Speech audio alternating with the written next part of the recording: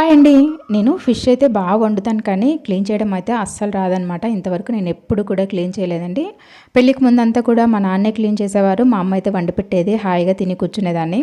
పెళ్ళైన తర్వాత అత్త వాళ్ళతో ఉన్నప్పుడు మా అత్తయ్య అయితే క్లీన్ చేసి ఇచ్చేదండి. తర్వాత మేము ఇక్కడ జాబ్ పరంగా ఇక్కడికి వచ్చిన తర్వాత మా ఆయనే క్లీన్ చేసేవారనమాట. ఒకవేళ మా ఆయన లేకపోతే నేను ఫిష్ తాగడమే మానేస్తాను.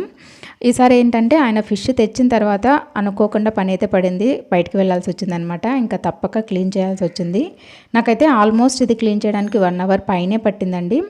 ఇంకొకటి ఏంటంటే పెళ్ళికి ముందు అసలు నేను ఫిష్ డబ్బులు పెట్టి కొనడం అయితే చూడలేదు. ఎందుకంటే మా పల్లె చుట్టూ కూడా వాటర్ ఉంటాయండి. అక్కడే బోల్డన్ని చేపలు అయితే ఉంటాయన్నమాట.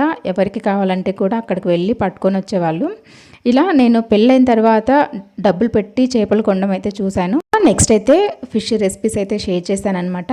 ఫిష్ ఫ్రై అలాగే ఫిష్ కర్రీ అయితే చేశానండి. నెక్స్ట్ షార్ట్స్లో అవి చూపిస్తాను. వీడియో నచ్చితే లైక్ చేసి సబ్స్క్రైబ్ చేసుకోండి.